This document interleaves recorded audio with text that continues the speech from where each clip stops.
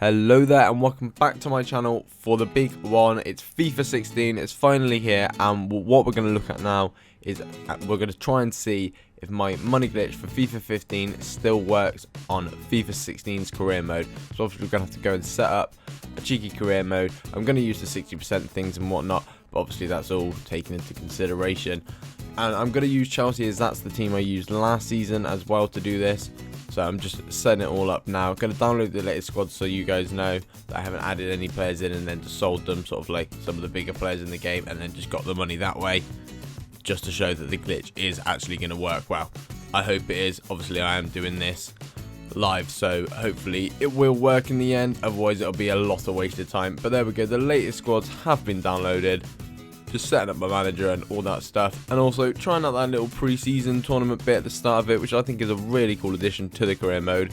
Obviously you're going to go for the one that gives you the most money. I don't really get the difference in them all. I know they're in different places in the world and the different teams, but you're always going to go for the one that gives you the most money, aren't you? I mean, it would be silly not to, really.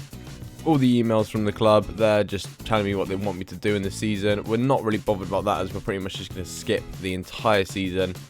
But yeah, let's have a look how much they've given us. Obviously I had that 60% increase for playing FIFA 15 last year, but we got 110 mil, or just a little bit more than that actually there. So we'll go ahead and accept that, and then we're just going to skip to the end of the season. But yeah, now you see we're in May 2016. We won the Prem. We got knocked out in the semi-finals of the Champions League by Bayern Munich, I think it was. But as you see there, we got 151 million. I think that totals up to about 2.9 million in our wage budget there. So obviously what we're going to go and do now is we're going to go and give that as contracts to players, three of the worst ones. So here we are, we're going to go for this Aina guy. I'm just going to give him like a 900k wage, as we saw on FIFA 15 last year. Any more than that and it wouldn't accept it, any more than a mil and they wouldn't really have any of it. So yeah, we're going to go ahead and give three of these players some pretty meaty wages, and then hopefully it will still work when we transfer to next season. We'll still be able to get them. So as you saw though, they'd all just accepted their contracts, and we're going to go for this Colquette guy here and just offer him a massive wage. Again, I think we've got 700 and something left in the kitty, so we're going to go and do that, and hopefully he'll be accepted. And then as soon as he does, we can transfer over to the next season and progress on. So yeah, he's accepted that. Fantastic news. Got a Canadian offer to be their manager. Not going to be having that one, I don't think so. I can't wait to try out that training in career mode as well. That looks so cool. I might even do be a pro career mode series on my channel. If that's something you guys want to see, make sure you comment down below. I mean, I think it'll be really cool with all the training things now. I think you can do sort of 5 training sessions per week, so that will be pretty awesome doing that, and it might be a cool series that you guys might want to see. So if you do want to see that, then let me know in the comments, as we're just waiting for this simulation to skip on through. And finally we do get some movement in it, and we're going to go ahead and end the season. Just a load of emails to sift through now, all about players coming back from loan and everything like that. And yeah, end the season. Had a pretty good one in the end. Like I said, we won the Prem, so there's not much to complain about from their side. And this loading screen now can be a bit annoying whilst we're waiting for the next season to load up, but I guess it does need a little bit of time to do that. And all that was quite quick in the end actually. And if we have a look at the contracts, you'll now see that we've got 3 players on sort of 900k wages, which obviously we're now going to turn in to transfer budget, which we can use to buy obviously much better players. So if we go ahead and just pop them up, the quickest way I like to do it is just find some really shit players. So I usually go to just Accrington Stanley and then just literally approach to buy them and put them in as a trade offer. Just add the player in, so quickly just find one of them.